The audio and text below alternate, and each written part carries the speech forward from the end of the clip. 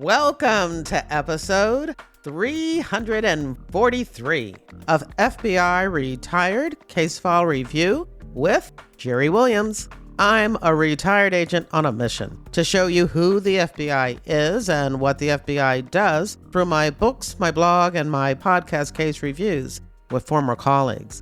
Today, we get to speak to retired agents Kevin Constantine and Mike Carazza, along with retired Boston Police Department Superintendent Frank Mancini. They review a joint FBI Boston PD investigation of corrupt police officers involved in criminal acts. The officers were engaged in identity theft, drug distribution, prostitution, obstruction of justice, robbery, threats, assaults and battery, and insurance fraud. And most prominently, the protection of shipments of multi-kilogram loads of cocaine.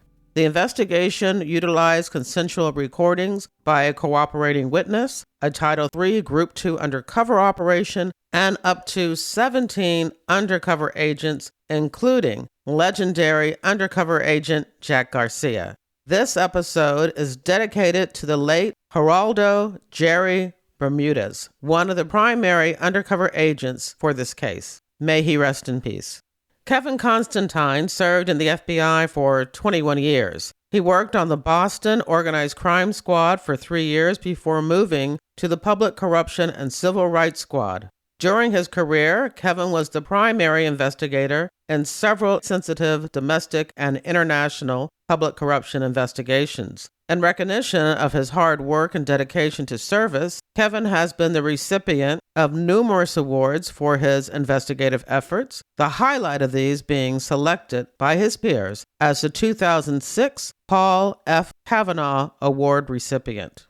Currently, Kevin serves as a project director at Madison Associates, Inc., an international law enforcement service where, under a DOJ contract, he is detailed to the FBI's International Corruption Unit at FBI headquarters. Mike Carazza served in the FBI for 27 years. During his career, he gained extensive experience in complex investigations, including public corruption, Foreign Corrupt Practices Act, and financial crimes as a member of and later the supervisor of the Boston Division's Public Corruption and Civil Rights Squad. Mike served as program coordinator for public corruption and civil rights programs within the Boston Division's 4-state territory. Early in his career, he was assigned to an economic crime squad and worked violent crime and fugitive investigations, including FBI Top 10 Fugitive Matters. Mike is the recipient of the 2014 Attorney General's Award for Excellence in Investigations and numerous United States Attorney's Awards. He was also a nominee for the FBI Director's Award on 3 occasions. Currently, Mike is president of MJC Investigative Consultants in Winchester, Massachusetts. Frank Mancini is a 30-year veteran of the Boston Police Department, formerly chief of the Bureau of Professional Standards, and former commander of the Boston Police and City of Boston Anti-Corruption Division, responsible for investigating police and public official corruption and other criminal activities involving all City of Boston employees. As superintendent, he oversaw and directed over 350 public corruption investigations. He is currently a law enforcement consultant, expert witness, subject matter expert, and educator in areas of criminal justice, police management and operations, and internal affairs, processes, and procedures. This is a 2-part episode. I will post part 2, episode 344, next week. Now, before we get to the case review, I need to correct a typo in my January email to Reader Team members, where I list the top 10 episodes for 2024. January 2025 is my 9th, not my 10th podcast anniversary. Believe me, next year I'm going to do something huge to celebrate my 10th anniversary. Just not sure what. I sent the January issue of my Reader Team email out on Monday, January the 6th. So if it didn't show up in your inbox yet, please check your spam filter and your promotions tab.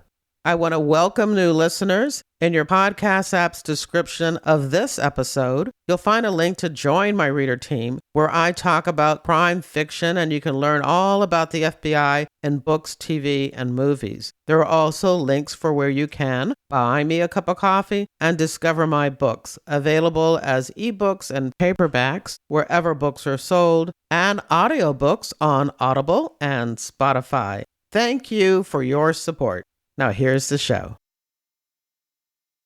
I want to welcome my guest, retired agent Kevin Constantine, retired agent Michael Carazza, and retired Boston Police Department Superintendent Frank Mancini. Hi, guys. Hi, Gerry. Hi, Gerry. Hi, Gerry. Well, a couple of months ago, I did a case review of a death in custody case. And one of the things that I and the case agent talked about is how cases where the FBI is investigating a member of their local police department can be uncomfortable.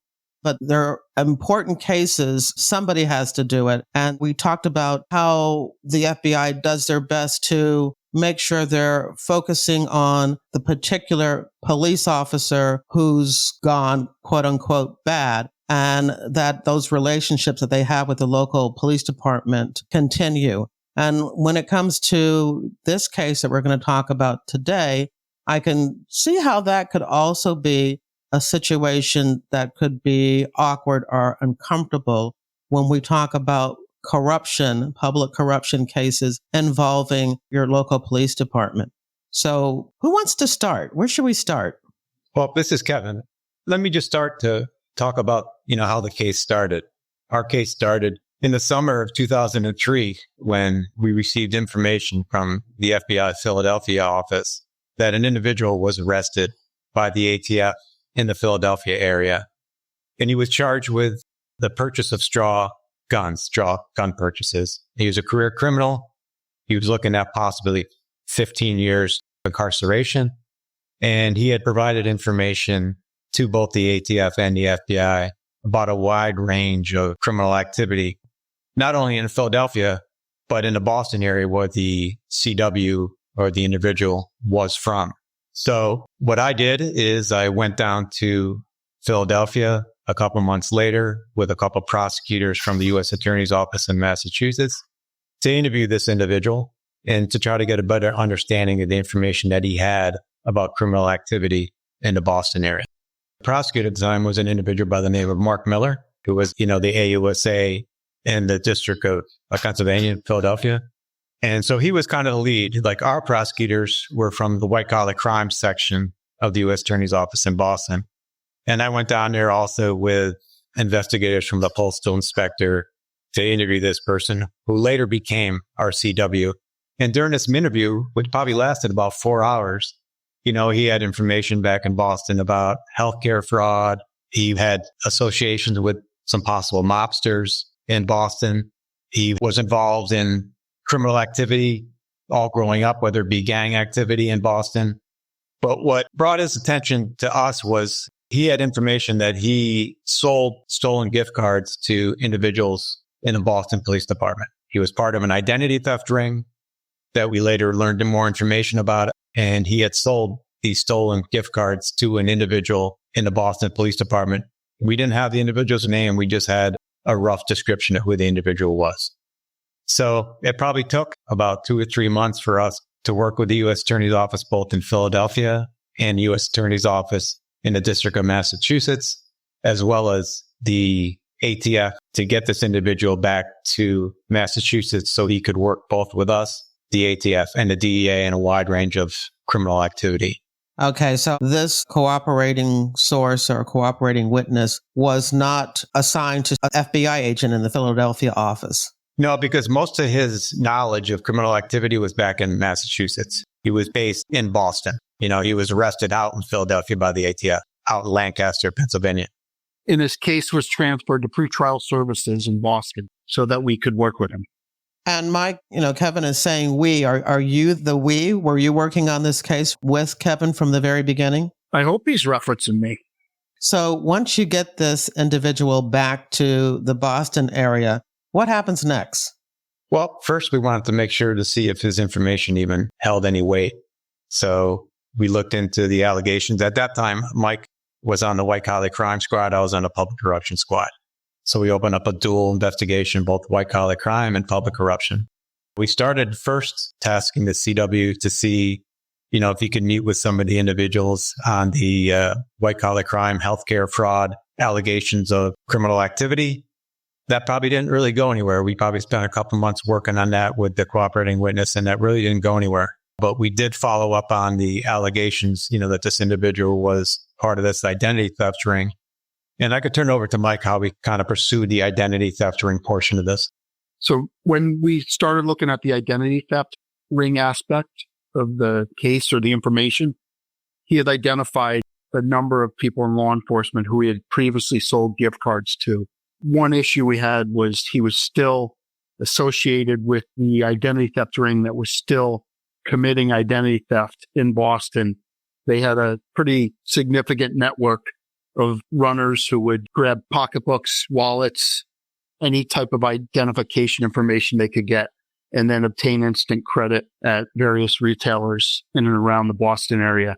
Their scheme mainly involved getting the instant credit, initially purchasing gift cards right away, and then selling the gift cards on the street for 50 cents on the dollar.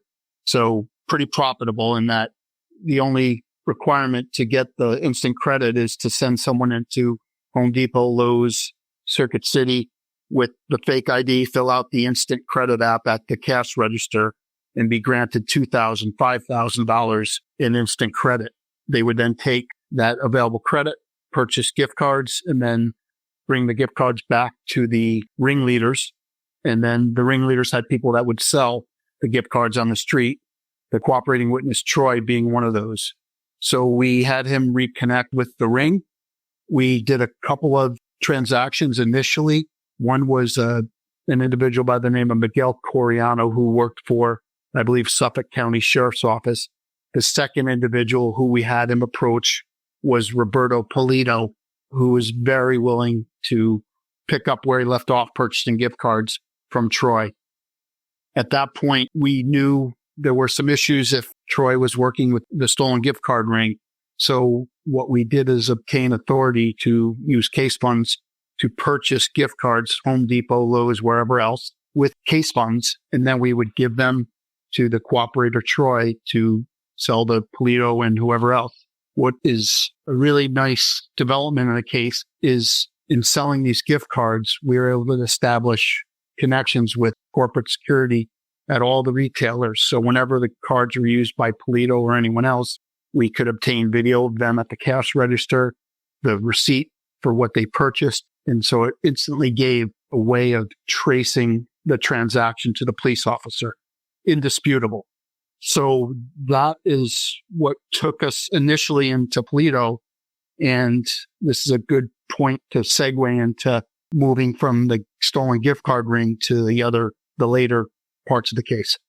Gerry, let me also reference, when we first went back to Boston and having our CW reach out to this individual that we knew possibly was a Boston police officer, all we had was this information. His last name was spelled Polito. That's all we had. And so when we set up the first controlled buy, which we wired up our CW to meet with this individual, Polito, to sell, I think it was $2,500 worth of gift cards for $1,250. All we didn't know if he was a Boston police officer or not. So when he met with this individual, wired him up, went into the car, they did the exchange and purchase. Mike and I were out there doing surveillance. We took the tag down. And then as soon as the CW came back, we debriefed him. We took the money. We asked him what the individual said. He explained and gave a debrief. We ran the tag and it came back to an individual by the name of Evelyn Polito. So then we knew the last name of this individual was Polito. You had the correct spelling at that time. We had the correct spelling, and it was immediately that afternoon, actually, Mike and I went over to the the Boston Police Department anti-corruption unit, which is a couple blocks away from where we did the control buy and sale. And we went and explained to what we were doing. And this is a tag we have, and we think that we're dealing with a Boston police officer. Now, that's kind of surprising to me that you did that so quickly. That obviously means that you have a good relationship with the public corruption or internal affairs of the Boston PD, that you would provide that information at such a initial stage of the investigation. Well, I won't take credit for what the Boston Police Department anti-corruption unit does, but I will say it's just an amazing unit. And we've had a relationship, at least FBI Boston Public Corruption Unit established a relationship with the Boston Police Department Anti-Corruption Unit a couple of years before I got to the squad. And that relationship was kind of fostered and established by probably one of the better agents we had in the Boston division, Craig Ring, who was a good friend of both Mike and I. And he was on C1 at the time, and he established an amazing relationship with this unit. And Mike and I just were able to foster it. So anytime FBI Boston had any criminal case against a Boston police officer or a city official, we worked that jointly with Boston Police Department Anti-Corruption Unit. And we went with them. We usually go to them that same day with the allegations. We would never work a case against a Boston Police Department official and or a city official without the assistance of the Anti-Corruption Unit.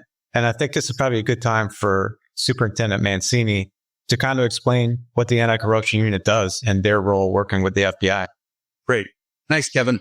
And Gerry, you brought it up, you mentioned the word trust, and I think that's probably the most important aspect when we're talking about interagency or cooperation and partnership between corruption investigative units across different levels of government. Historically, there's been a lot of territorial withholding of information between agencies, especially when it's between the federal, state, and local law enforcement agencies.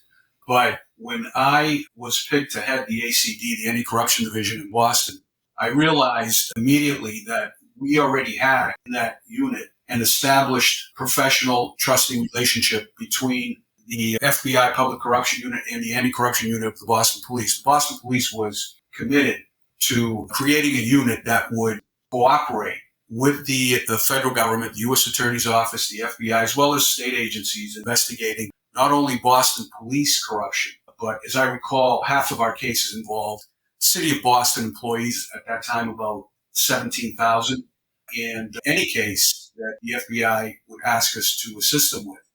So there was already a pre-existing trust. I remember taking the call from Kevin, letting me know that they had identified a Boston police officer named Polito, and they wanted to come to the office to discuss it. Of course, I said, absolutely. But I was a little bit surprised. Like you mentioned, they contacted us right away. And Kevin mentions prior years before the relationship with Agent Ring and others in the corruption unit that were there before I got there. So that is a critical element, I think, in my experience in investigating corruption, having a trusting relationship between agencies that are committed to investigating corruption at the federal, state, and local level, and that will share information and work together and share everything they have. Now, in our particular case, at one point during the investigation, I think the investigation was about 4 years long, and there was an issue of a leak that we didn't know where it came from, but eventually it was identified as coming out of my unit, and we can talk about that later. But you're right. The trust aspect is absolutely critical. One thing I have to bring up, because I think everyone that's listening that knows the John Connolly, Whitey Bulger situation has this impression that there was animosity between the FBI and the Boston Police Department and, of course, the Boston State Police. We don't need to get into it deep, but I just want to address that, what it sounds like, a misconception. Well, Gerry, I come from a whole family of law enforcement. I'm a third generation law enforcement. And when I started working public corruption, I remember my dad, who at the time was an administrator for the DEA. And his big concern of me working corruption was not to go after police officers that have not done criminal acts. You know, if it's more internal investigations. And that always kind of stuck with me. And I don't think, and same for Mike, we established an amazing relationship with Boston Police Department Anti-Corruption. we also established an amazing relationship with the Massachusetts State Police Internal Affairs Unit. And I think it was because they could trust us and we could trust them. In the past, maybe that wasn't the case, but I think both Mike and I think people that we worked with over the years saw that level of trust, and they're continuing that level of trust. I respect everything law enforcement officials have to encounter every single day. And I don't think Mike, I, or Frank have ever gone out and looked for public corruption activity. It comes to us. And if it comes to us, we're going to look at it. Gerry, if I could add, in the majority of the cases that we worked over the years, police corruption-wise, there was no heartache or love loss that we were looking into these officers. Typically, they were officers who had a number of issues over their career that because of unions, because of whatever else, the department had trouble disciplining or getting rid of the problem officers. So the majority of the police corruption cases we worked, there was almost relief from Boston Police, the state police, or whatever department, because if the cases were successful, we were able to do what the infrastructure couldn't at the departments. Frank, would you like to weigh in on this? Yes, and Mike is absolutely correct. Because of civil service laws in Massachusetts, as well as other states, what you'll have is some questionable individuals that manage to get on the police department. And then once they go through their probationary period, going through the 6-month academy and then a year on probation, so it's a year and a half where they can be fired for just about anything. Once they achieve that time period, that level of experience, then they come under union protection, they come under civil service protection and so forth. And any type of misconduct investigation and any type of discipline that's imposed on these officers, they have certain legal rights of appeal and so forth and so on. So it becomes problematic. On numerous occasions in the Boston Police, the police commissioner has rightfully fired individuals that, in my opinion, should have been fired and should have never been police officers. But upon appeal, they were reinstated either through a decision of an arbitrator or through the civil service process. So what Michael mentioned is that once we focused in on a criminal act, then it became not a misconduct investigation involving the internal affairs process where a state, for example, could have a police officer's bill of rights and so forth. Now it becomes a straight criminal investigation.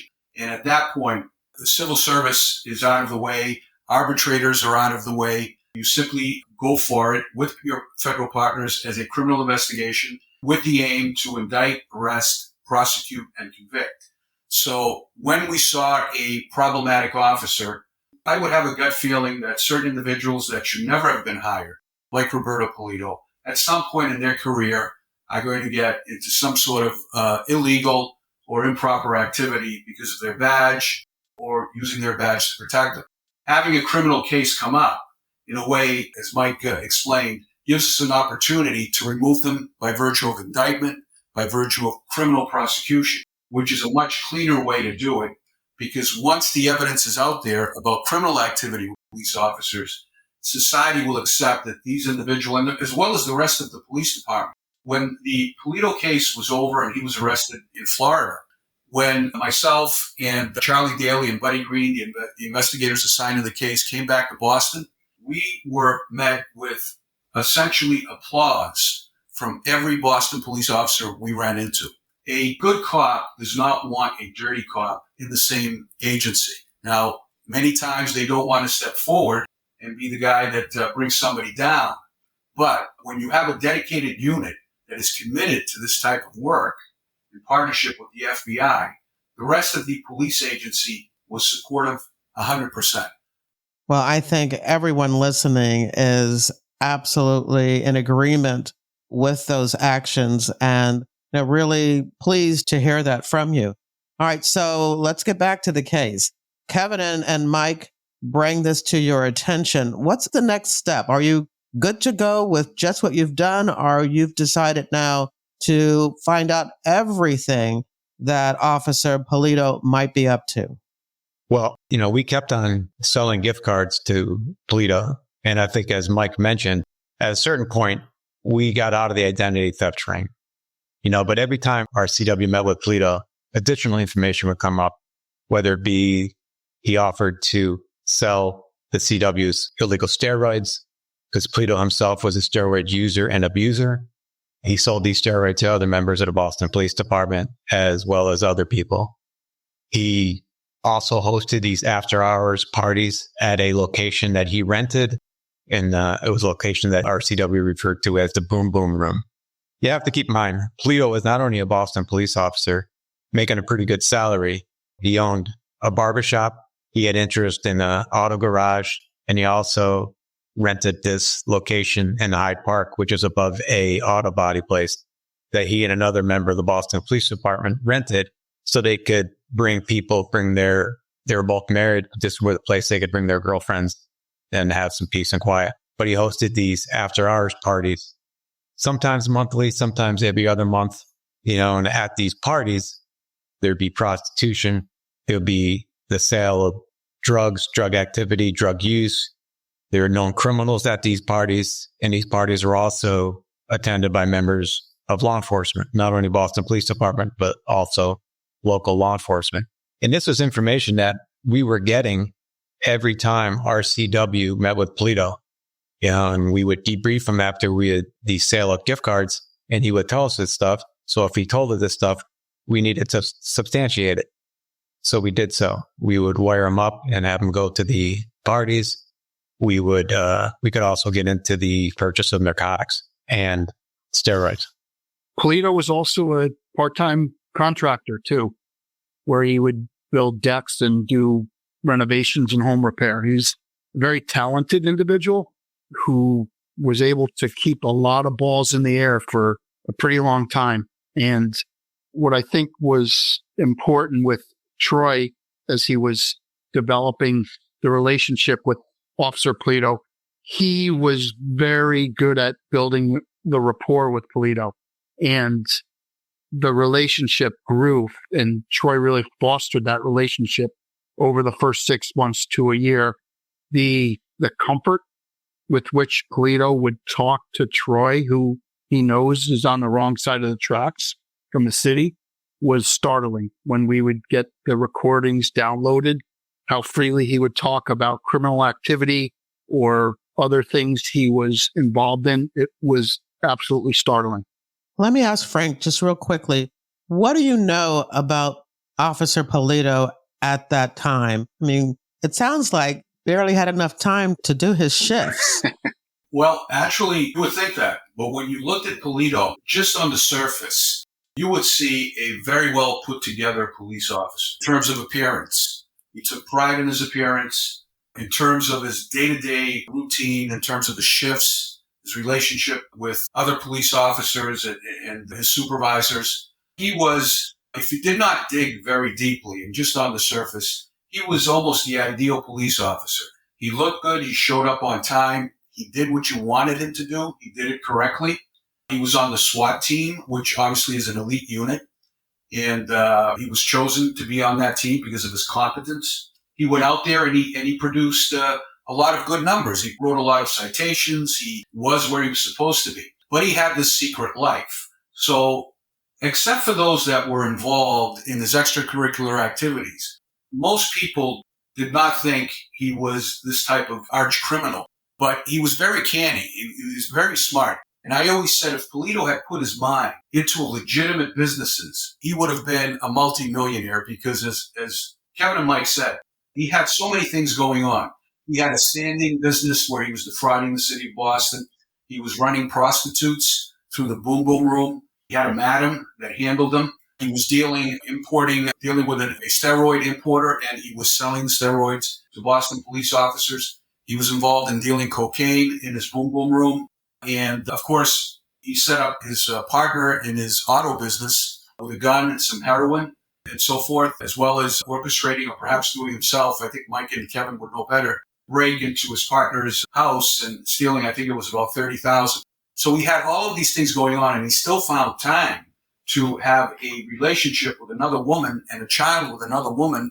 Both his wife and his mistress had children that attended the same school, which is unbelievable how he found the time to do all this. Yeah, I think the more we learned about Polito is the more you saw how greedy he was. As Mike mentioned, he also owned a contracting company. And so when he started buying these gift cards, he was selling them, these Home Depot and Lowe's gift cards or Best Buy. He was selling them to somebody that he was working with in his construction company. So he also thought that that was a way to make more money. And it was construction and properties. And even at that time in the Boston area, it was really expensive. And he had a pretty good builder. He was an illegal Irish immigrant that was doing a lot of the work for him. He was purchasing the gift cards from RCW and then giving them to his contractor. So he got greedy.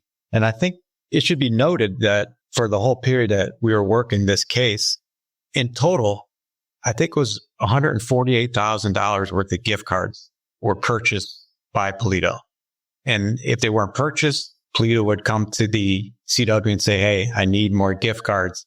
We would tell our CW, say, hey, we weren't going to keep on buying these gift cards because we were the identity theft ring in theory, and we would tell him that it's dried up. We can't get any more IDs.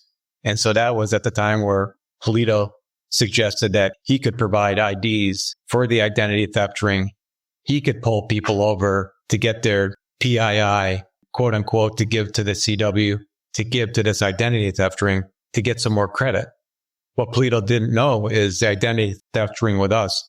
So if he gave us 15, 20, I think he gave up approximately 160 IDs or people with PIA for us to use for this identity theft ring. And none of that was ever shared. It went right into the case file. But we would use that information, that he gave us and say, okay, some of these people worked out, some of them didn't. And then we would be able to sell him some gift cards. He would go out and look for, and Mike and I would sit on Newberry Street on a Friday afternoon in the summer, take tags down, of nice vehicles. We'd give them to the CW and have the CW provide them in a controlled meeting, give them to Polito to run. And then he would run these tags and give it back to our CW. The CW would give it to us. And then eventually we would use that information given, put it in a file, but purchase some gift cards and say, well, some of them worked out and some of them didn't. One of the things we were able to do, Gerry, is use the gift cards as our form of currency with Polito. And again, in most bribe cases, once the cash leaves law enforcement, almost impossible to trace. What we realized early on in the case was he wants these gift cards. They're a cash value and we can trace them. So we use the gift cards to buy steroids from him.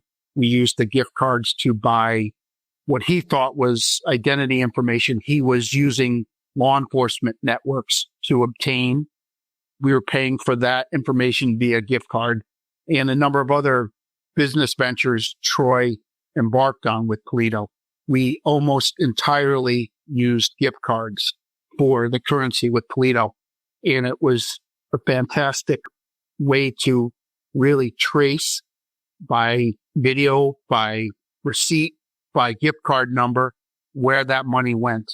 And again, like I said previously, a lot of times when you use cash in a illegal transaction, you can never find the cash unless the person kept it, put it in the safe, and you have a search warrant for the house and you find the same serial numbers.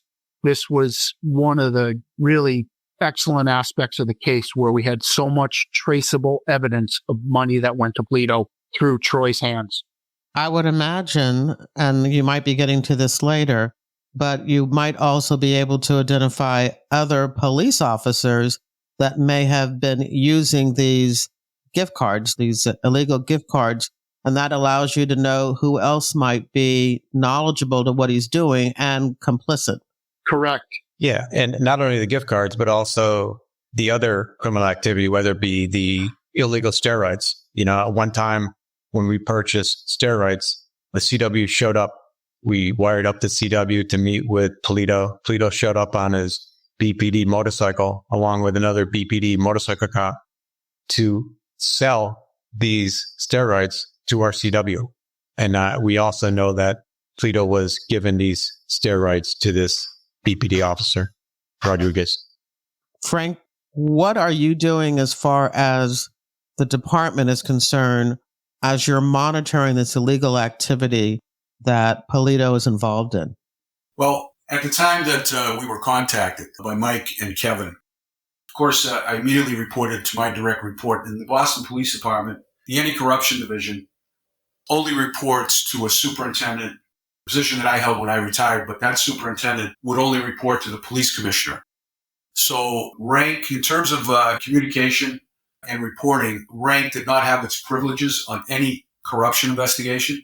The ACD would report either directly to the police commissioner or to the police commissioner through the superintendent of professional standards. And the reporting and lines of communication are critical in these types of investigations because anybody that would go into the anti-corruption division that was selected, including the superintendent of professional standards, would have to sign a 6E letter. And I'm sure you're all familiar with that through the U.S. Attorney's Office. So I was blocked from reporting or discussing anything regarding these federal investigations that involved the U.S. Attorney's Office and the FBI with anybody unless they were cleared by the U.S. Attorney through the 6E list.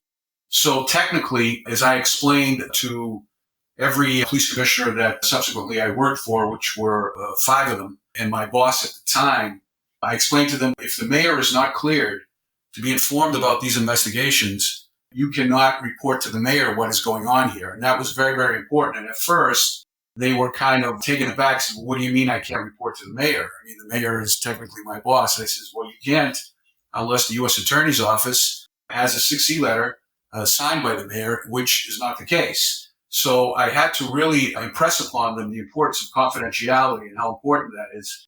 Then when Polito started becoming pretty much very hot in the case, the focus began to shift to perhaps expanding the investigation and seeing if there were other police officers within that network that could be involved in this type of criminal activity. So when I informed my boss at that time, when he asked, why aren't we indicting this guy? You've got him cold. What is going on here? I said, well, there could be other police officers involved in this type of activity. And sometimes if you shake the tree, you're going to get some stuff falling out of the tree, which isn't directly visible. So that sort of brought a little bit of, I think, nervousness to my boss at that time because there was a potential for a great scandal. We didn't know what we were going to produce. And I'm glad it went forward because my recommendation was, yeah, we have to go forward. Why stop with Polito? If there are others that are just as bad as him, then they need to go to. And that was my position. And that was the internal communication process that was going on as the Polito case was moving forward. All right. So we're at a point now in the investigation. I'm looking at this summary that you provided. And, you were using a cooperating witness. Now you've decided to kick it up to the next level, which is a Title III, and make this a Group 2 undercover operation. So let's talk a little bit about that. Well, let's start with the Title III. We had a former Philly guy, it's probably somebody you know, John Foley. John Foley was our supervisor. Yeah, absolutely. And I'm going to take this moment to do a commercial. Oh, I thought you were going to trash John.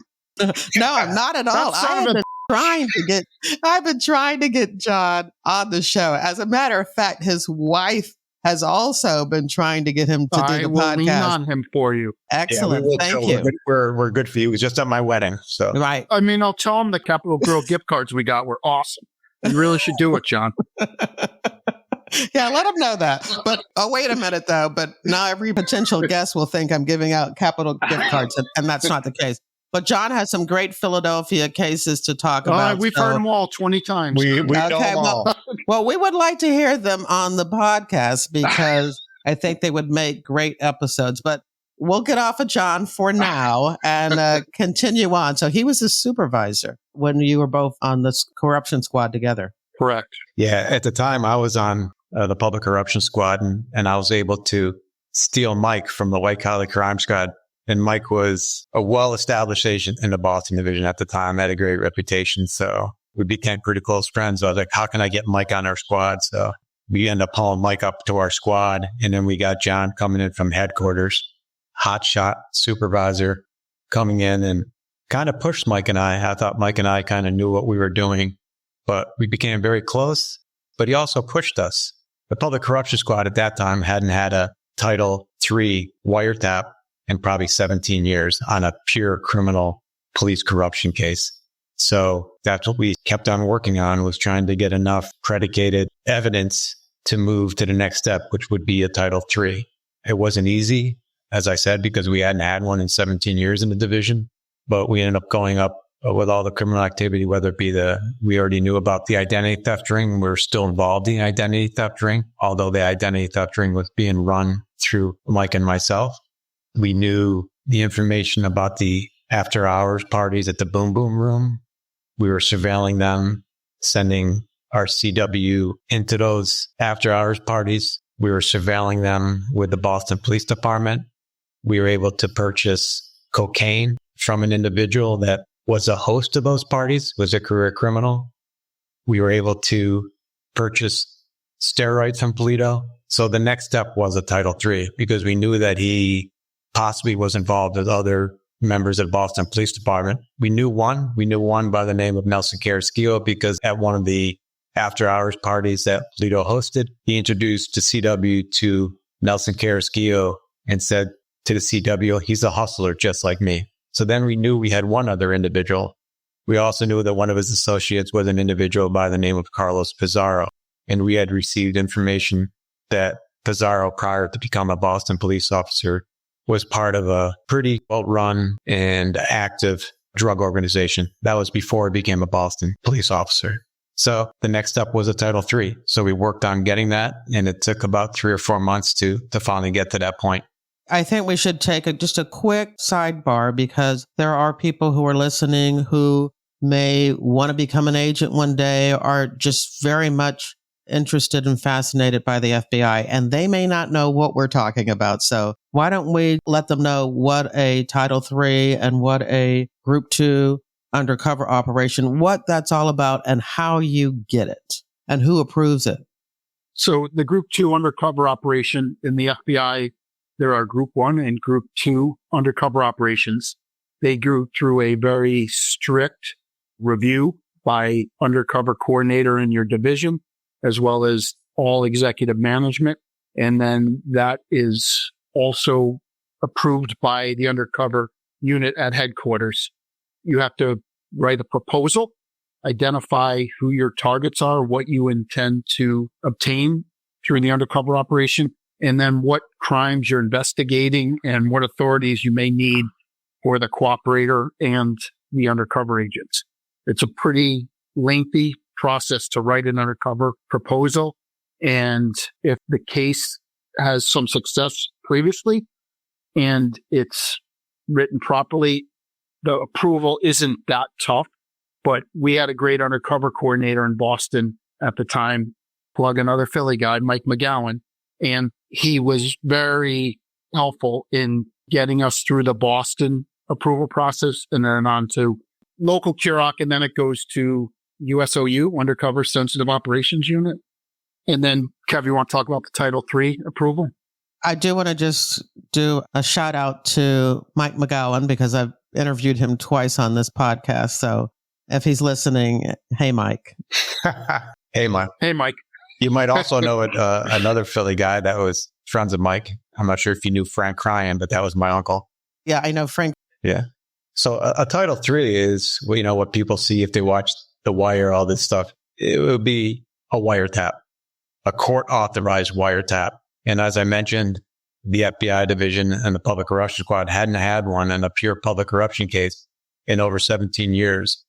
And so when our supervisor at the time, John Foley, was pushing us to try to get to that next point, we're also in the midst of the investigation, trying to, meet with the CW, meet with Polito. So we're trying to prepare this. At the time, we were working with a prosecutor, Jeffy Auerhahn, who was just phenomenal, helped us prepare the Title III affidavit, for me to swear out. Again, it has to go through so many levels of approval, whether it be from the legal counsel in the FBI to the U.S. Attorney's Office to DOJ in Washington. And then finally, it's presented to a federal judge, and he or she can either sign it or decline it after reviewing the affidavit.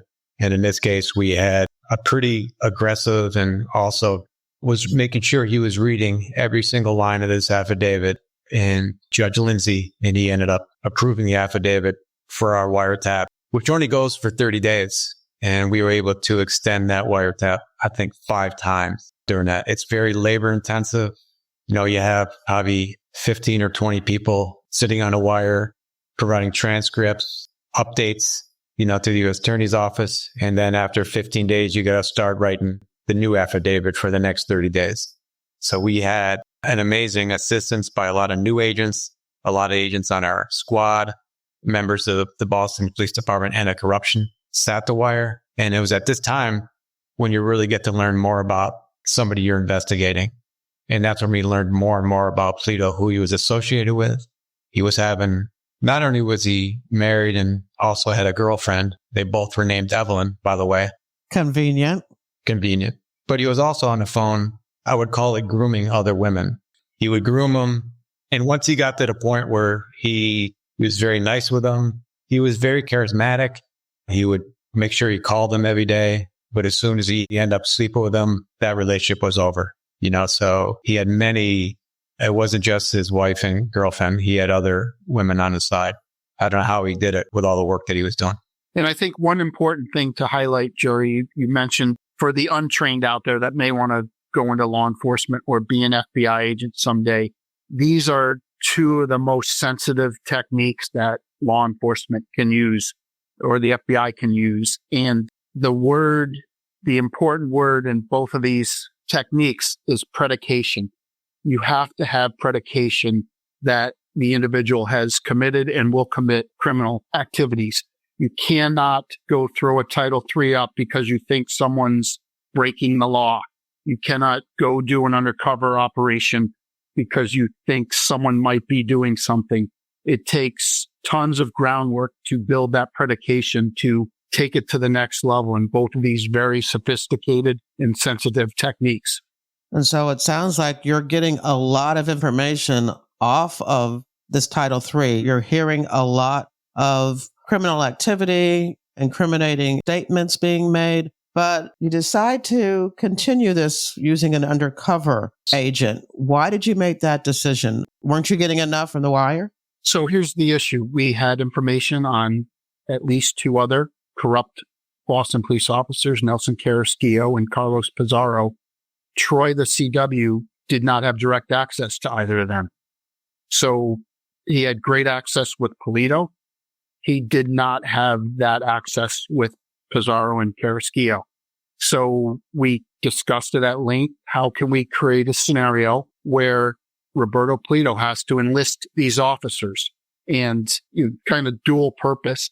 At some point, as the case progresses, we don't want Troy to be the only witness against Polito, Carrasquillo, and Pizarro. The beauty of the undercover is you now bring law enforcement officers in that are dealing directly with the subjects or directly with Polito. So when it comes time to testify or there's a trial down the road, the caliber of the witness, the undercover agent, is almost always better than someone who grew up with a life of crime. And the evidence you obtain in the undercover operation becomes very, very valuable because it's agent getting the information, transacting the illegal activity or so-called illegal activity with the subjects. Yeah, and keep in mind, Gerry, it took close to 2 years to get to this point. As I mentioned, we were still working the identity theft portion of the investigation, the after-hours parties, illegal after-hours parties, the purchase of steroids, other criminal activity that we knew Polito was involved in. So it took 2 years to get to this point. And it wasn't until probably December where once we were up on our first Title III, our first 30-day Title III, we tasked the CW with inquiring to see if Polito would be interested in some type of protection detail. At the time, we didn't say what it was. We just said, just to mention he has some cousins, and they might need some help doing some type of protection detail to see what his interest was. And we waited to do so. We waited to do so we could see what his response would be, not only to the CW, but afterwards and who he would talk to on the telephone. And Frank, I didn't realize, this is 2 years in now. Are you getting any pressure from your superintendent? Because now it's 2 years that you know that you've got a bad apple in the ranks, and it sounds like there are others. No, there was no pressure from my superintendent at the time, Al Goslin. He was definitely committed. He had no love lost for corrupt police officers, and he was fully supportive. I think, though, that like any high-ranking individual that has given their life to an organization, I think he was in the BPD for about 35 years, you hate to see the reputation of that agency go down. And I'm sure the FBI feels the same way with respect to John Connolly. But he was firmly committed to the investigation, and there was never any pressure to end it quickly. And I think he saw the logic behind bringing in Carazza and Pizarro, and he was fully supportive. There's no doubt. Yeah, and I think what has to be brought out too is that even though this investigation was going on for 2 years, anytime we did anything, Boston Police was with us from every step, every investigative step. They were part of it, whether it be the surveillance, the subsequent meets with the undercover operation, so that was a way. I mean, I would say if we wouldn't keep them involved, I would think the superintendent and superintendent's bosses, Mr. Gossam, would be quite upset. But we were going to make sure that if this case was going to work, it was going to be a team effort. And not just a team effort with Mike and myself and the anti-corruption unit, but it was also the whole FBI Boston Public Corruption Squad. It was all our professional support that were involved, so Mike and I get credit for this investigation, but we probably had about 15 to 20 people that did, and this was even before the undercover operation, about 15 to 20 people in the Boston division, to include our evidence technicians, that were meeting with Mike and I probably on a twice a week basis to admit money that we received from Polito from the gift cards, the illegal steroids, to name just a few, so we kept our office quite busy for about 2 years. All right. I had to ask you about the Boston police officers that you said were actually involved in the investigation, not just somebody sitting in Frank's office monitoring it. Were they deputized? Were they part of a task force? What was their involvement to, of course, we know they were on the 6C letter, but what else was their involvement in the day-to-day investigation of their corrupt colleague? Well, I'll let Frank talk about who they were. They were not deputized, but the anti-corruption unit and the FBI Public Corruption Squad, every single case we would be considered a team. As far as deputized, no, we didn't need them to be deputized because they were on a 6C list and they were part of the investigative team. And Frank had mentioned who they were. They were one of the members of his department. If I was a bad guy, I would never want this guy on my tail, and that would be Charlie Daly. Charlie Daly and Buddy Green worked with Kevin and Mike on the case, and I selected them. I handpicked them, not only for this particular investigation, but also to when they applied to come to the unit. I had experience with Charlie Daly when I was a young police officer in Boston, and I would go to court and work with Charlie because Charlie was a prosecutor in district court in West Roxbury. And then I was promoted to sergeant. I was put on the midnight shift in Roxbury, Boston. And one night at midnight, as I was getting ready to do roll call for the officers, I see Charlie Daly in a police uniform. And I said, Charlie, what are you doing here? You're a prosecutor. He says, well, I can make more money as a cop, Frank, so now I'm a police officer. So Charlie was very smart, very capable, and 100% reliable. Buddy Green was in the academy with me. Buddy was also someone that I handpicked for the unit. He was completely trustworthy. They worked well together, and I think that's one of the important aspects of selecting people to partner up with important investigations. I think you have to put people together that can work well together, that are completely reliable. In this type of case, I realized that this was a major, major investigation that was going to produce a lot of good work in the end, but it was also going to be a big splash in the media, and it could have impacted the public perception of the Boston police. The way I used to explain it to my boss is you have to look at it from the other perspective, that the Boston police were involved with the FBI in uncovering crooked cops within their own department. And like any good agency, you have to have people that are out there digging for the bad guys in any organization, because no organization is immune from this type of stuff. And I remember John Foley telling me, he says, Frank, listen, you've got bad cops in your department, and we've had bad FBI agents. And as I recall, he explained that he was involved in investigating some FBI agents also. He said, no organization is immune to this. The important thing is that you have a healthy, legitimate accountability system within your department that looks for this stuff and partners up with outside agencies in order to keep a continuous look at what is going on within the organization and proactively trying to find corrupt cops, because there are corrupt employees in any organization. Well said. All right, so we're going to be introducing undercover agents. I already know one of the agents. I call him the Forrest Gump of undercover agents, because whenever I'm doing a case review of a major operation, he always seems to pop up. So tell us more about the undercover agents that you decided to insert into this investigation. Yeah, so we let Jack Garcia cut his teeth on this case. Okay. You taught him everything he knows. Love Jack. We love Jack. Yeah, Gerry, you know who we're talking about. Joaquin Garcia. We had our first undercover meeting at the Borgata in Atlantic City, New Jersey, with Jack the week he was retiring. He was headed to New York office to turn in his badge and gun the day after our initial meeting. It went incredibly well. We had previously chatted about bringing him back under consulting services agreement to work the case post-bureau, and we were able to get it approved, and Jack was the main undercover. We deferred to he and Mike McGowan, who else they wanted to include in the operation, and they made great recommendations.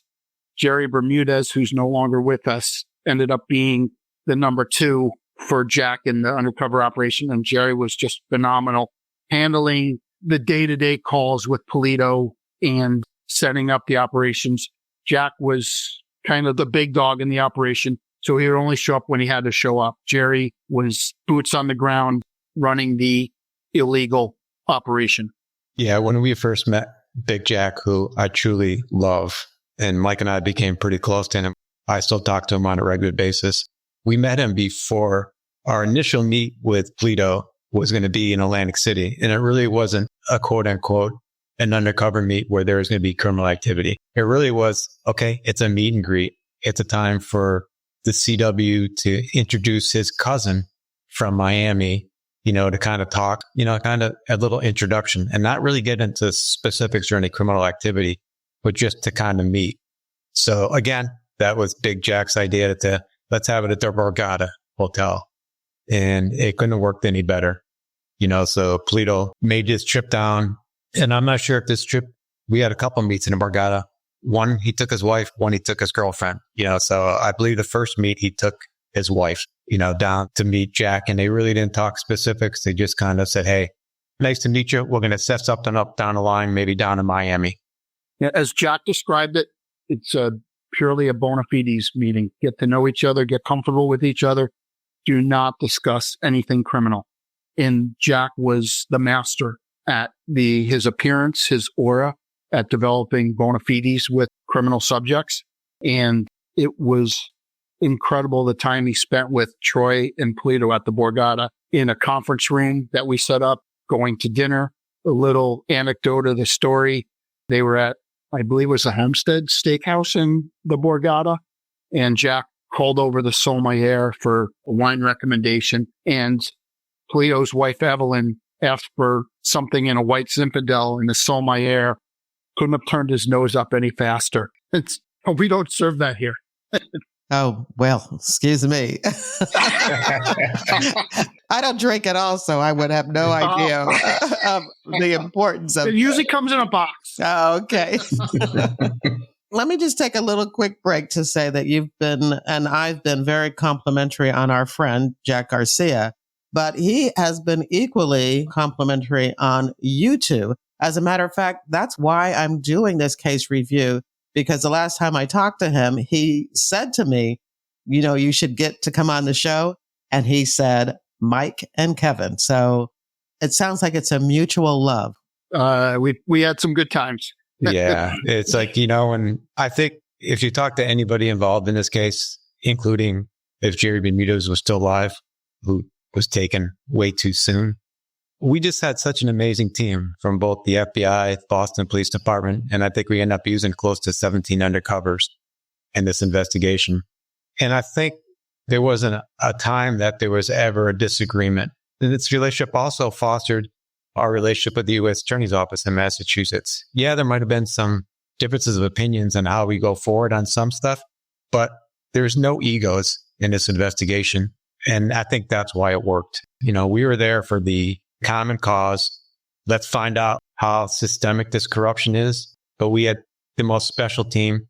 And even though it was a very difficult 3 years, it was also probably one of the most amazing 3 years of my life. Yeah, we certainly had some curveballs, but it was worth enduring those 3 years. The friendships that we built, the collaboration we're able to do with other agents and Boston Police Anti-Corruption. I mean, it's really highlighted my career.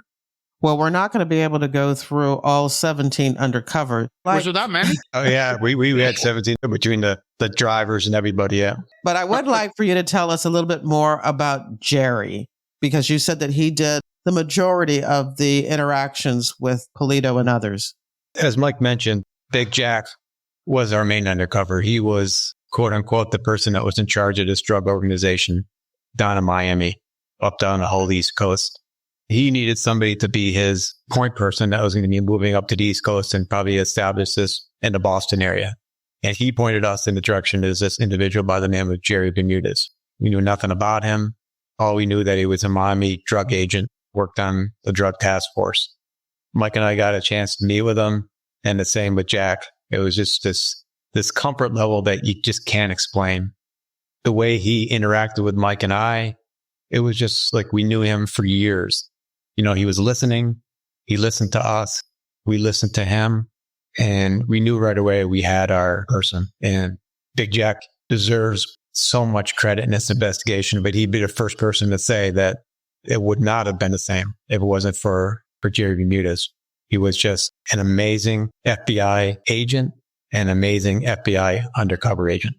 So as we mentioned, our first undercover meet with Polito and Big Jack with the CW was at the Borgata Hotel. And I believe that was in early February of 2006. So again, that's almost 2 years and a few months from when the investigation started.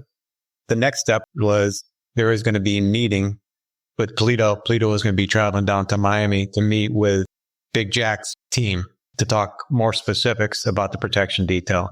So that took a couple weeks for us to set up, but Polito himself traveled down to the Miami area to meet with Gerry and another undercover FBI employee and their undercover girlfriends on a boat in the Might have Miami. been a yacht. It might have been a yacht, an FBI asset down in the Miami Fort Lauderdale area to discuss the criminal activity in more specifics.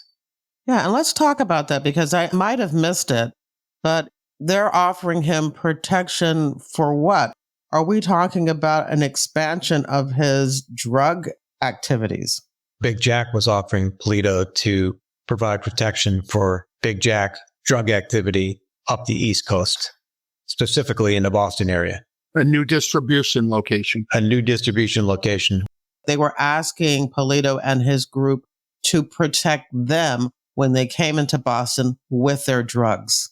That's correct. Law enforcement friendly, protecting the drug transactions. Got it. Yeah, Big Jack had already told Polito that he had police officers in the Miami Fort Lauderdale area providing protection for the drug organization in that area. And he was looking to expand up the East Coast into the Massachusetts area, Boston area, and he needed the same type of protection. So, Frank, I'll let you pop in here again. I mean, we've gone from somebody who was using law enforcement databases to facilitate identity fraud. Now you're having somebody who is agreeing to protect a criminal drug enterprise. So it has definitely gone up a whole nother level. Absolutely. And this obviously is perhaps one of the greatest betrayals of the badge that any police officer can do. Essentially, in Polito's mind, in Carrasquillo's mind, and in Pizarro's mind, they were part of a very large multi-state or international drug distribution network. As a matter of fact, Polito, when he was down on the yacht with Garcia and the other agents, the video that I later saw, you could tell that Polito was almost proud of his relationship with these major drug dealers. And it's almost like he wanted to be another Tony Montana in Scarface. He wanted this as a major goal in his life. And one of the recordings that I listened to where the CW was having one of his many conversations with Polito, the CW, of course, very skilled. Troy was incredibly talented in getting Polito to talk about himself. Polito once made the statement that when he told his father that he was going to become a police officer, that according to Polito, and I'll never forget this, he said, "My father told me that if you're going to be a cop, keep 1 foot in crime and 1 foot in policing." And that's what Polito was. He was essentially a criminal who managed to get himself a badge. And his law enforcement career was essentially, in his mind, it existed to further his criminal activities. Polito was more proud of becoming a drug dealer and importing heroin into Boston than he was of being a police officer. And that was very evident to me. Yeah, when they were in Gerry, to kind of expand a little bit on that undercover meet, in Miami, as I mentioned, it was a control meeting. It was both being audio and videotape, not for us to see, but we were able to look at it afterwards. That was the first time where we had two undercovers, Gerry being one of them, asking Polito if he'd be interested in providing protection of contraband coming into the Boston area. And contraband meaning cocaine and drugs. Polito at that time said, yeah, we could use my garage, which was located at 3162 Washington Street. And he also described how it would be difficult for law enforcement to surveil it because it was kind of offset. It was later decided not to use that garage, but to use another garage that Polito was part owner of or part renter of. But it's also during this meeting where Polito had said that, yeah, I can do it. I could monitor radios and alert if any Boston police were coming nearby. He also, during this meeting, is when he got a call that was also part of the wiretap that we were listening to, where he said that he got a call from Carazza, and then he told the undercovers that this is Carazza, and he mentioned to the undercovers also that Carazza is a hustler just like me. So that's twice. Now we know that Carazza is somebody that Polito trusts. And I think it was at this meeting where UC told Polito that if the deal goes bad, the only way they could be caught is Polito identified him. And Polito told them that wouldn't happen. And he also agreed to escort the shipment into the garage and the customers who were also undercover agents into the garage and then get them back to the highway. Even worse, as I recall, Polito, I think it was on tape or on wire, made the statement that if necessary, we should be prepared to even kill somebody. And correct me if I'm wrong, Mike and Kevin. Yeah, and then Gerry said, well, we don't want to do that. But yeah, I do recall that. It gives you an insight into his mentality and that he was willing to murder somebody in order to further importation of cocaine to Boston as a police officer. I mean, this was crazy. It was very shocking in learning about this as the case proceeded, what level this man had descended to. And the other two individuals, Carazza and Pizarro, were fine with it. There was no morality associated with their actions at all. Once he got comfortable with Jack and Gerry, he was all in, 100% in. Yeah, I would say as soon as he came out of that meeting in Miami, in the Fort Lauderdale area, with that meeting with Gerry and the other undercover employee, he was totally in, and he was not looking back. Why Boston? I know the answer to the question because I'm reading the summary, but I think it's important. We've kind of skipped that. Well, as we mentioned before, Polito's role was that the drug organization that was Big Jack was in charge of down in the Miami, Fort Lauderdale area, they were looking to expand up the East Coast and into the Boston, Massachusetts area. And they needed the same protection that they had in the Miami, Fort Lauderdale area in the Boston, Massachusetts area. And they needed Polito and his team to provide that protection. Now, in the summary, it says that they were going to be expanding to Canada. So that's what I was referring to. That was all part of the undercover speak. That's what we represented to Polito through the undercovers. Polito could not afford the same protection and customer service to the undercovers, to the drug dealers, that he could in New York or Connecticut. Boston and the state of Massachusetts, he had a much wider berth with what he could do as a so-called protector of a drug transaction. What do you mean? He had the radios. Once the undercover operation was set up for Boston, he has citywide jurisdiction. He has Boston police radio.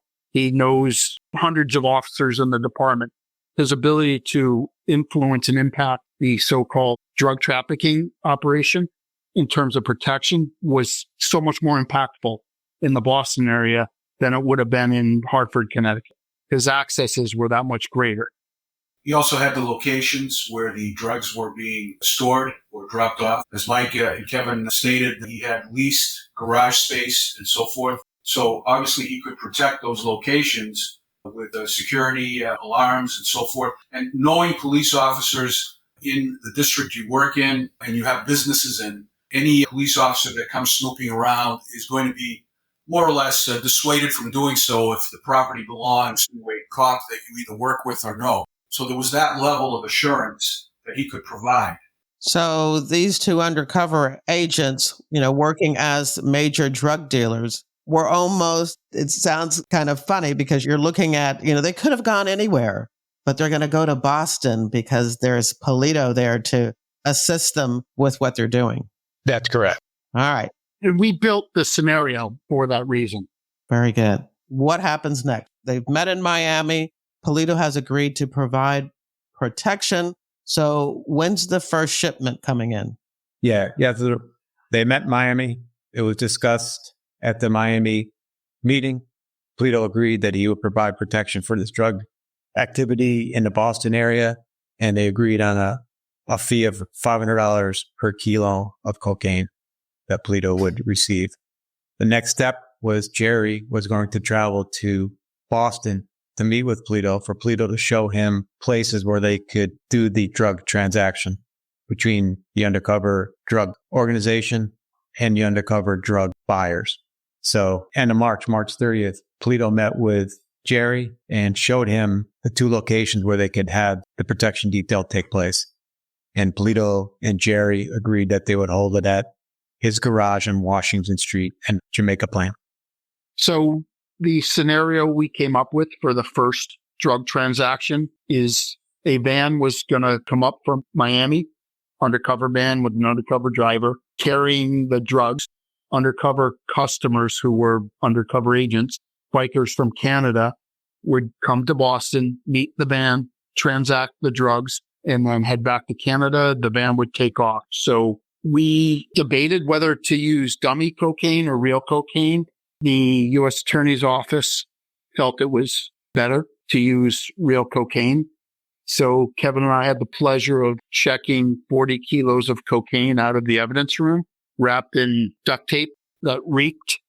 These undercover operations are great, but I don't think the majority of the public understands how high stakes they are. So these were real drugs that Kevin and I had to sign out of evidence and then chain of custody to agents on our squad to bring to the undercover agent driving the van. The van shows up at Polito's garage. The undercover bikers come in, get the cocaine, rendezvous back up with the agents from our squad. The cocaine goes back to the evidence room. That's just to get the drugs in and out of the garage. At any point in time, you're dealing with a street value, 40 kilos. I think at the time it might have been $25,000 a kilo. So that's a significant value of narcotics that you have on the street for a day or half a day. So we set up the transaction for the garage. The van, which was an undercover vehicle, was equipped with hides. It looked the part of a drug courier van. Came up, Polito and Carazza were at the garage, brought the van into the garage. I believe, Kevin, right? Polito went and met the bikers somewhere. Yeah, Polito escorted them in. Escorted them into the garage. Gerry was at the garage the whole time, and the transaction occurred. The undercover van leaves, the undercover bikers leave.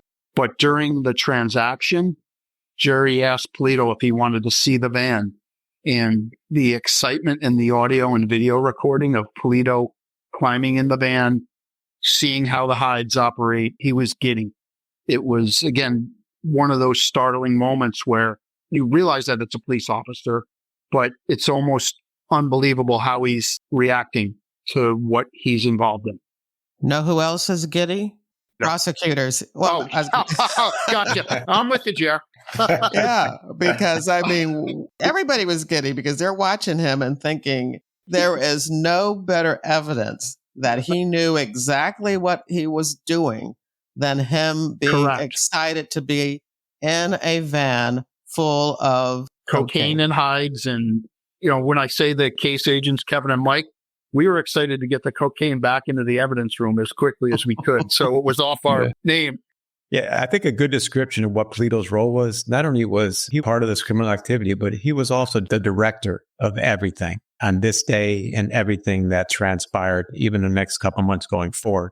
So him and Gerry were at Polito's garage. Once the van was getting close, Polito went and escorted the van from a mile away at a McDonald's. He then went and met the undercover bikers from Canada at another location. Talk about that a little bit. I want to make sure everybody's clear who these undercover bikers are. They might have a tattoo or two. Again, we had purported to Polito that the buyers of these drugs were from a biker gang in the Quebec area in Canada. So again, we relied on Jack and Gerry and Mike McGowan to try to find undercover employees that looked like bikers. And did we have undercovers that looked like bikers? We sure did. We had 2 undercover employees that were long hair, all tatted up, all their arms. The first time I met them, I would never have guessed that they were FBI agents. And at that time, I was an FBI employee for 11, 12 years. Yeah. It's funny. You meet them the day or two before for coffee just to get to know them. And, I know I'm thinking, God, I hope one of my neighbors doesn't walk into this coffee shop because they're going to have no idea what the hell's going on with Kevin and I sitting down with guys tatted head to toe. That's so cool. So the way we had the undercover operation structured is Polito was offered and agreed to $500 per kilo of protection. So 40 kilos of cocaine, $500, $20,000. So we paid him 25% the day of the transaction in his garage. And then we brought him down to the Borgata to meet with Jack and Gerry again and paid the remaining 75% or $15,000. Perfect. So that's the point where we know Carazza participated in the protection. Pizarro did not. Polito actually enlisted a buddy of his as the third person that day. So again, we know Pizarro's a partner in crime with Polito. We just don't have access to him. So back to the drawing board.